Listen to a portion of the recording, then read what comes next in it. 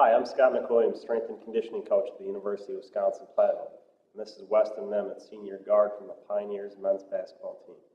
Today we'll be going over a 4-day-a-week upper versus lower body split off-season lifting program that both our men's and women's basketball teams will follow during the summer. The summer is a crucial time for these athletes to improve strength and speed, correct any imbalances and weaknesses, as well as increase their durability to prevent injuries during the long season ahead. As you'll notice as we go through the list today, our plan does not specifically focus on one certain area, as it is designed to be comprehensive in nature. Each day will begin with a dynamic warm-up, followed by upper or lower body plyometric exercises to increase explosiveness, upper or lower body strength exercises to increase functional strength, core and balance work to increase stability and body control, followed by speed and agility work to improve first step quickness and overall speed. As we go through the list today, the exercises Weston will be demonstrating, and I will be pointing out fundamental cues that you want to focus on. To begin our day 1 and day 3 warm-up, Weston will begin by doing a high knee lateral karaoke. All right, as he goes, his head will stay upright, his chest will stay open, all right, his upper body will stay square. As he's going, you'll notice he's nice and light on his toes. He's working on picking the knee up, snapping it over.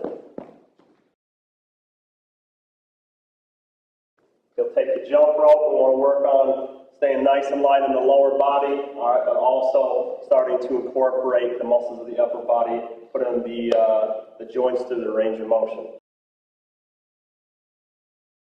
Weston will now do a set of 2 feet quick pivot hops with a static squat, drop, and hold. He'll do these on me. We'll go 5 each direction and then drop and hold in the squatting position. Notice how he opens up at the hips and then immediately comes right back.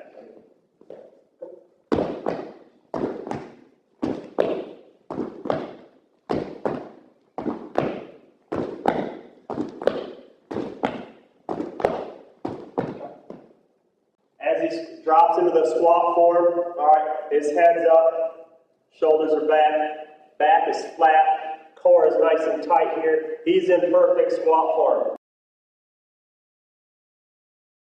What we'll do now is a mountain climber. Most athletes are familiar with the mountain climber. You'll see before we begin here, his head's up, his body's in a nice straight line here, flat back. His hips are not elevated, all right, that's something we'll try to eliminate as he's going. He keeps the core nice and tight, stable through the shoulders here.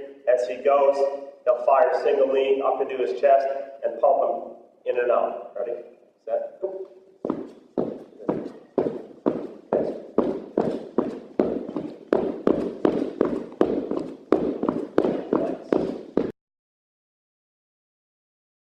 We will now do a resistance band squat with an overhead reach.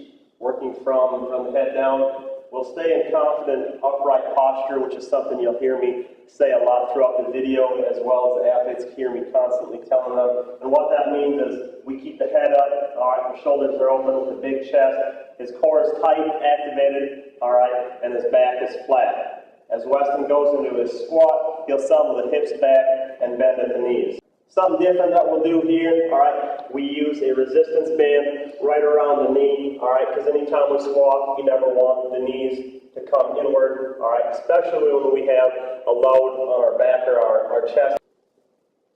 He barely touches the box and then drives right back up.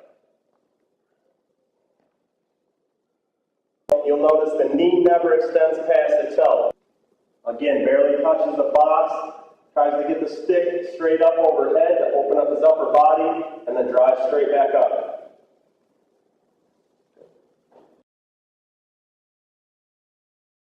Now we're going to isolate a single leg as he steps up onto the box and does a single leg step down.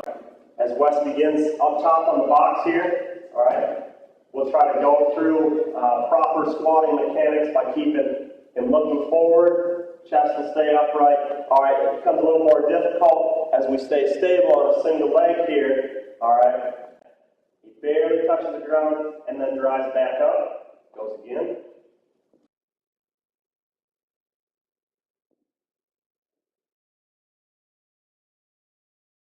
after the entire motion of the hip bridge that he's about to do, all right, his knees will stay in a neutral position, all right? They won't press out and they won't come inward. So as we begin here, he keeps his hands flat, presses his hips up nice and smooth. He'll hold this position, activating the muscles in the backside of the leg, especially the glutes and the hammies, all right? After holding this position, nice and tight with the lower back and the core here, he'll extend a single leg. All right, as he's doing this, staying stable up top on the single leg, you'll notice that both knees are parallel with one another. One knee does not sink down, nor does it extend past the other. It's nice and in line. Again, the knees stay neutral. All right, after doing this for a certain time, he'll relax that leg and then extend the other. Again, staying stable on the single leg, nice tight core, back is proper position here. Again, hands are flat, upper body is flat. The first movement Wes will do is an alternate lateral lunge. As he begins, you'll notice he'll drive his knee up to stabilize on a single leg before he steps out. As he steps out, his weight will go down with him. He does not do that in two separate motions. So go ahead and pick it up, extend it out, hold it there.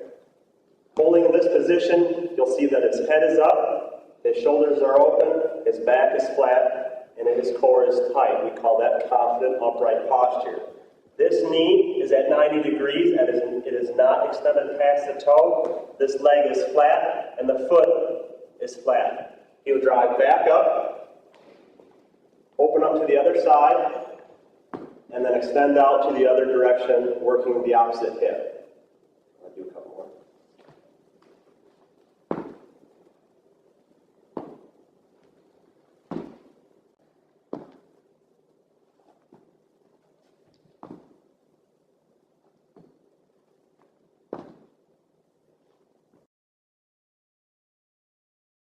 We'll now transition into a forward lunge with an overhead bend. Our lunge begins by Wes starting with confident upright posture. He'll begin by elevating on a single leg. Raise that up. He will extend it out and lower his level at the same time, not in two separate motions.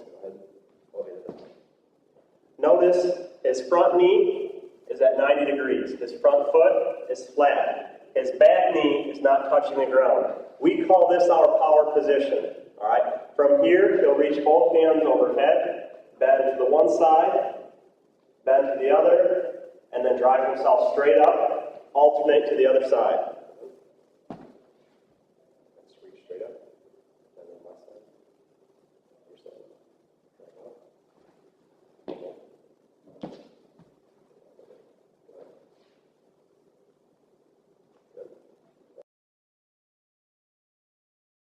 And Wes will now transition into a reverse lunge with a side rotation. Again, he'll start by stabilizing on a single leg before extending the leg behind him. Coming out of this power position, again, you'll notice his knee is not touching. The front knee is in the 90-degree angle power position. This time, he'll reach straight out, rotate to the side, stay nice and stable, and drive straight back before alternating with the other leg.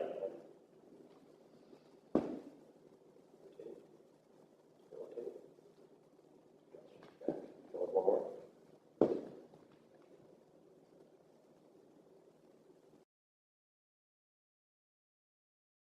So to squat, you will squat and hold on me. Hold it there. As he's holding there, you'll notice he stays nice and solid through his lower body. His knees do not move inward. As he begins to stand, he will lead himself with his chest, all right, before he returns back into the squat position. Squat, hold. A lot of times as we're doing these, one of the cues that I'll give the athletes is to really press their heels to the floor, as we never want the knees to extend over the toes or let the heels come up off the ground. So drive your heels up and stand up. Squat, hold. Stand up. Squat, hold. Stand up. Wes Wes will now do a series of dynamic walks, starting with a walking quad pull. You'll notice he always has to stay stable on the single leg. He will alternate between stretching out his right and his left quad muscles. Go ahead.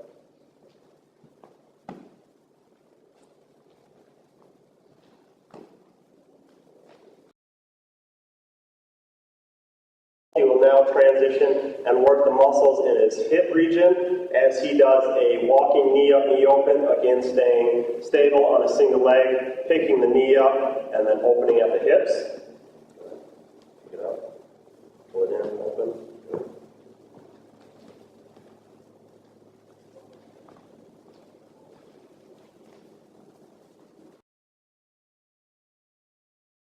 Wes will now do a set of bodyweight squat jumps.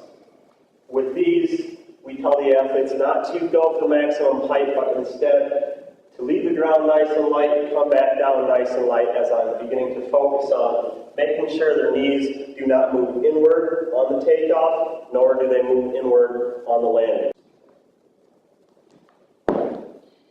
He's up nice and smooth, and he comes down nice and smooth. We tell them to be as quiet as possible.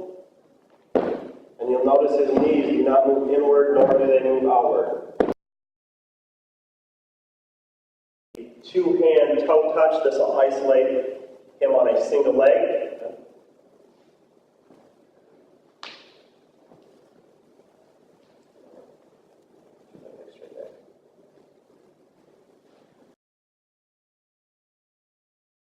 He'll now continue to isolate the hamstring muscles, but do it in a different form as he does an opposite toe touch walk.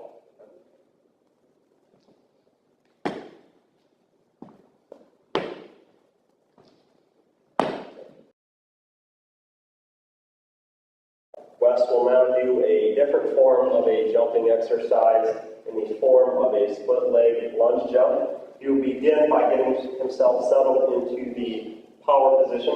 Split your foot back. Again, as before, you'll notice his front knee's at 90 degrees. The back knee is not touching the ground. He'll begin by loading with the arms to pull himself off the ground, and then he'll scissors and split his feet so they end in the opposite directions as they are now. So go ahead. He comes down nice and smooth, absorbs, and then springs right back up.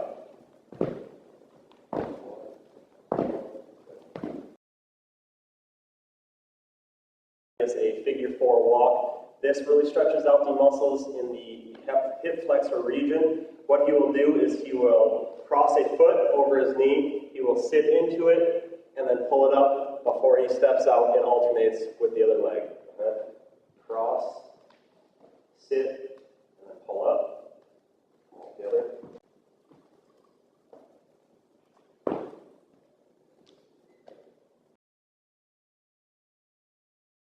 Inchworm walkout. He will begin by reaching straight down, reaching for his toes, stretching out the muscles behind his legs and his hamstrings.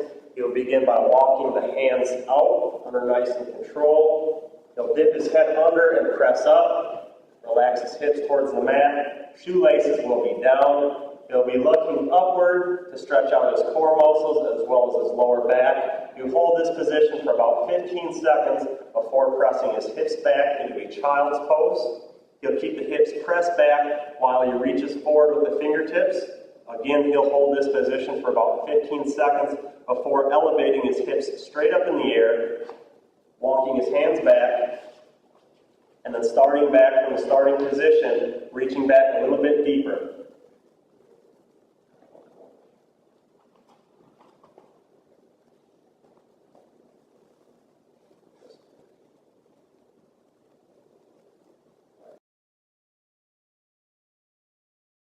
Coming out of the inchworm position in the child's pose, he will now raise up onto all fours. So his hands will be pressed against the mat, knees and feet as well. He'll now press his back up as he looks down to hump and roll his back, and then he will dip under and look up. He will hold each of these positions for about 2 seconds each and go through a set of about 10.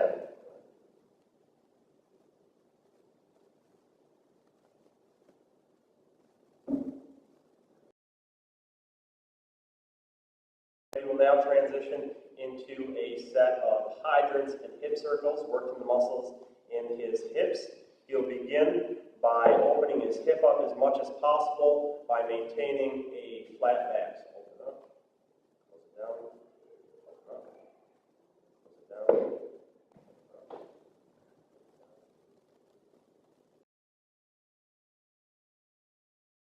From there, he'll go right into a set of hip circles where he extends his leg straight behind him, opens the hip up like a hip circle, and then snaps his leg around. Okay. Extend it back, snap it around, extend it back, snap it around, extend it back and hold.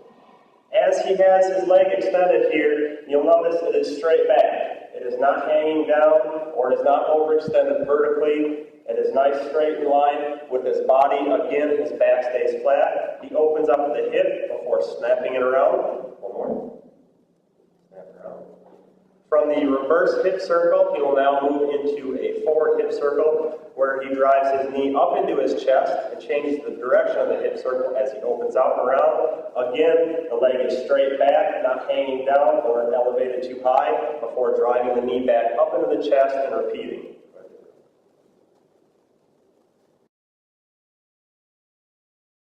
We'll now do a movement that isolates the muscles of his upper body as we thread the needle. He'll begin by staying on all fours here. He will start by reaching underneath with the right hand. Reach under. He reaches underneath as far as he possibly can. He stays focused on his hand through the entire motion as he pulls it back through and opens his chest up as much as possible and then repeats.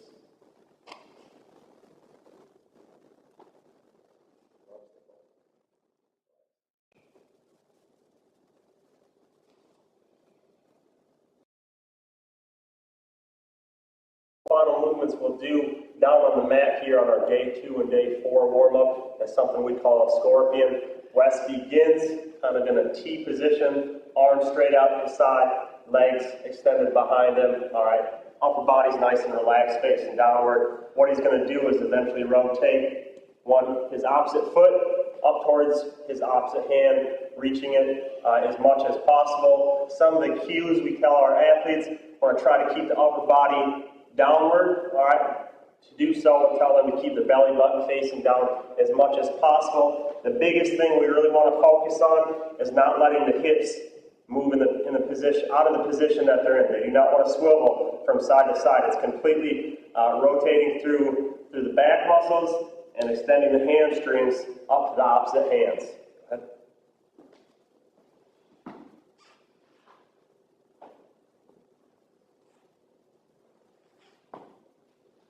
Again, the upper body stays down, belly button stays facing the ground, hips don't swivel from side to side, really focuses on reaching that opposite foot up to the opposite hand.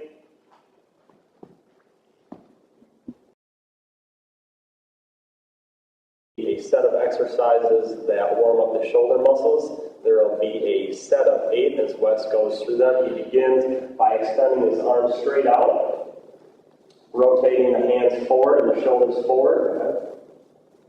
He starts with a small circle and it develops into a bigger circle. From there, he'll extend his arms straight back out and then do the same in reverse. Start small and then get bigger. From there, he'll extend his arms straight out once again and go into an opposite front stroke motion. Go ahead. And then right into a backstroke motion. Wes will extend his arms straight out. He'll rotate his palms behind him, and then rotate them upward. He'll continue to do this, keeping his shoulders and his elbows up and his chest open. From there, he'll keep his elbows and his shoulders up, roll his hands forward. He'll rotate his hands to face the ground. And then open them up wide.